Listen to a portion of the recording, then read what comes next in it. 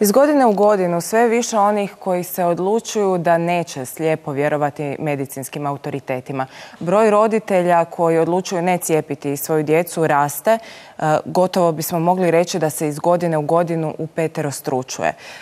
Što to govori o povjerenju prema struci? Je li taj pad koji je očit, gubitak povjerenja prema struci opravdan? Pitamo našu gošću, doktoricu Lidiju Gajski, koja nam je stigla iz Hrvatske udruge za promicanje prava pacijenata. Dobro nam došli. Evo pitanje. Dobar dan. Jesu li ovi strahovi opravdani i pitanja koja su postavljali roditelji u filmu?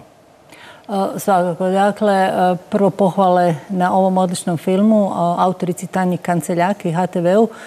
Film je doista lijepo prikazao pitanja i dileme s kojima su danas suočeni dobro informirani roditelji u pitanju cijepljenja njihove djece. Isto tako čuli smo i neke važne i istinite postavke o današnjoj medicini, uključujući i medicinsku znanost, osim što smo doznali da je cijepljenje kao medicinski postupak kontroverzno. Jedna od tih postavki je svakako, i to je bilo očito u ovome filmu, gubitak povjerenja u struku, u medicinske autoritete, i to je nešto što vrijedi općenito danas u medicini, ne samo za cijepljenje. Ja ne smatram da je to dobro. Naprotiv, mislim da se radi o jednoj devijaciji, jednom negativnom fenomenu koji se dogodio zbog toga što je u medicinu, a u sklopu dominantnog političkog i društvenog gospodarskog uređenja pušteno privatno poduzetništvo i omogućeno je da privatni interes proizvođača medicinske tehnologije, između ostaloga lijekova i cjepiva, ovlada čitavim tim područjem i kupi, odnosno korumpira medicinsku struku, poglavito vodeće profesionalce, za svoje interese. To je problem na koji vi upozoravate posljednjih 5 godina i ne samo vi u svijetu je taj glas sve glasniji. Biste li rekli da se u posljednjih godina nešto promijenilo? Pa ako govorimo o cijepljenju, onda treba reći da kad sam ja objavila svoj članak o cijepljenju pred ravno 4 godine u Liječničkim novinama, to je bilo prvi puta da neko iz struke kritički razmatra ovu temu. Nakon toga uslijedili su napadi. Ja sam u povodu toga članka javno istupala. Ta cijela priča je shvaćena maltene kao blasfemija. Dakle, u to vrijeme sve koji su dovodili u pitanje cijepljenje smatralo se gotovo pa hereticima.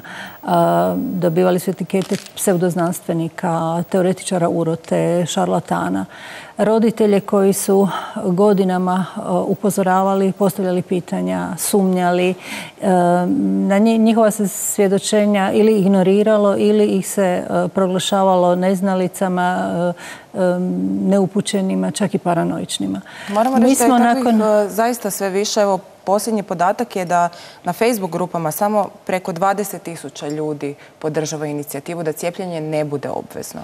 Točno, u ovih nekoliko godina puno se toga promijenilo. Između ostaloga i roditelji su se organizirali, dobili su mjesto u javnoj raspravi. Daje se prostora i stručnjacima koji drugačije misle, pa čak i zagovaratelji cijepljenja popustili su zadnje vrijeme, nisu više toliko arogantni i čak zadnje vidim da i dopuštaju mogućnost slobodnog izbora, tako da ja mislim da je ostvarenje prava na slobodan izbor u stvari samo pitanje vremena i kod nas, kao što je to već ostvareno u čitavom nizu razvijenih europskih država. Čuli smo na kraju filma stav majke koja kaže možda bi trebalo svako cjepivo posebno preispitati. Koji je vaš stav? Jasno, slažem se s time. Dakle, cjepiva su općenito i sam koncept cijepljenja, a i cjepiva pojedinačno vrlo kontroverzna tema, kako u pitanju efikasnosti, tako i u pitanju škodljivosti, odnosno potrebe za cijepljenjem. Ja se zalažem, obzirom da je to područje neistraženo i gotovo pa sve tvrdnje su bez znanstvenog utemeljenja, da se ono za svako pojedino cjepivo temeljito istraži, i to na našoj populaciji, u pitanju efikasnosti, u pitanju sigurnosti i u pitanju potrebe za cijepljenjem, odnosno da se to dovede u odnos sa ozbiljnošću bolesti protiv koje se cijepi. Naime, postoje čvrsti kriteriji prema kojima bi se trebalo odlučivati o tome jesu li cjepiva potrebna ili ne. A to su prvo da je bolest o kojoj je riječ česta, ozbiljna, nelječiva i da ne postoje druge metode sprječavanja te bolesti i s druge strane da je cjepivo sigurno i efikasno. Na taj način vrednovana, vjerujem da bi neka cjepiva bila isključena iz kalendara cijepljenja, a neka bi možda bila zadržana.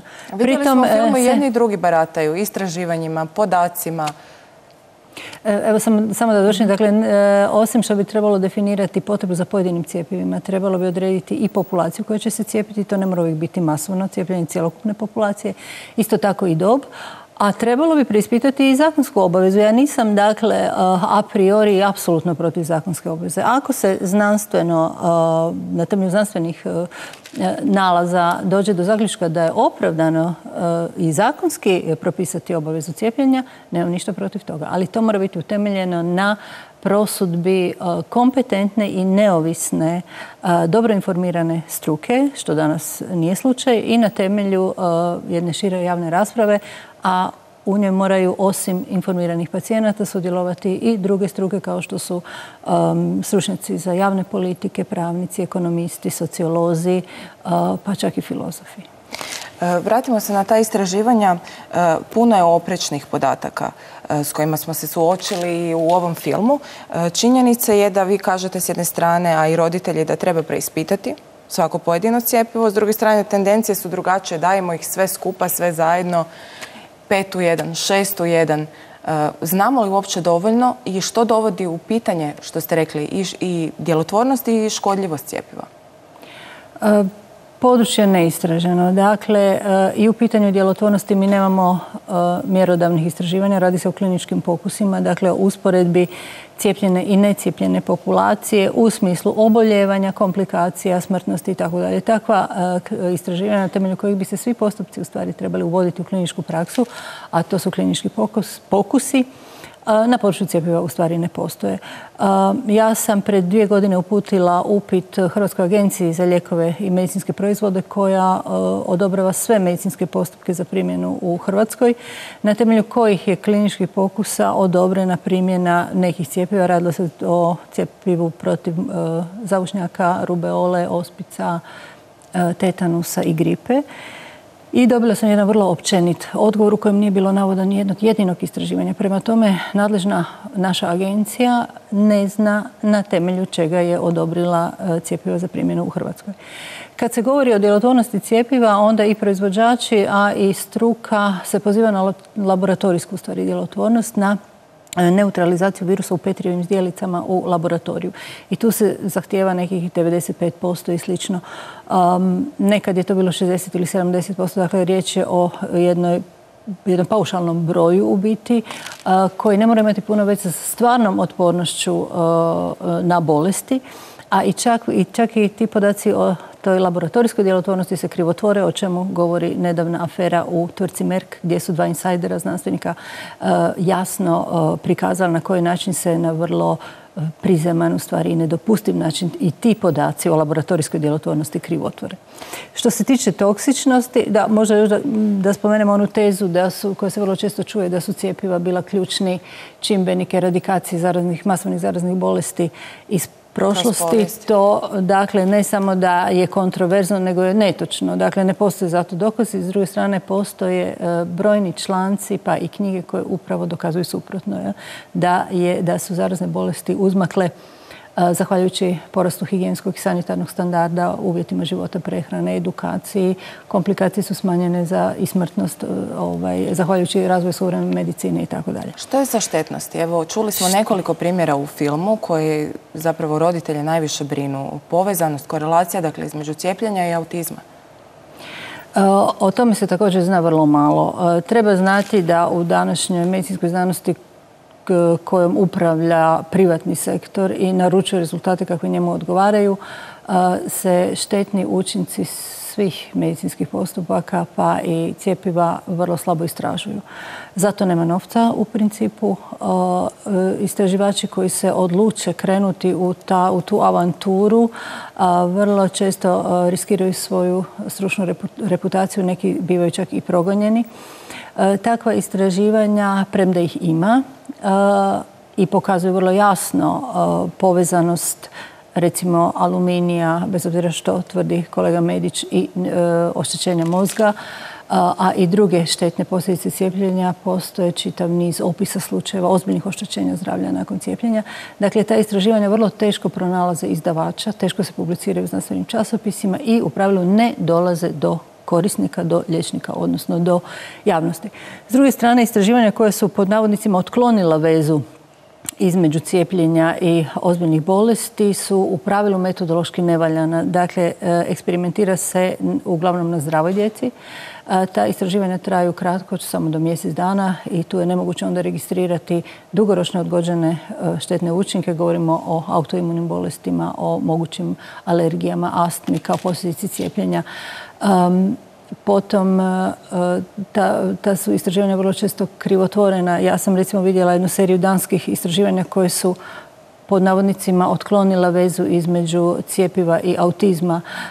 Radilo se o tome da su oni u jednom istraživanju recimo pobrojavali autističnu djecu na način da su, kad im je to odgovaralo, znači kad hipoteza je bila da treba otkloniti vezu, jer kad bi bilo u skladu s hipotezom, oni su prilagođavali broj autistične djece na način da su jednom brojali samo onu koja su smještena u institucijama, a u drugom slučaju i onu koja su u obiteljima.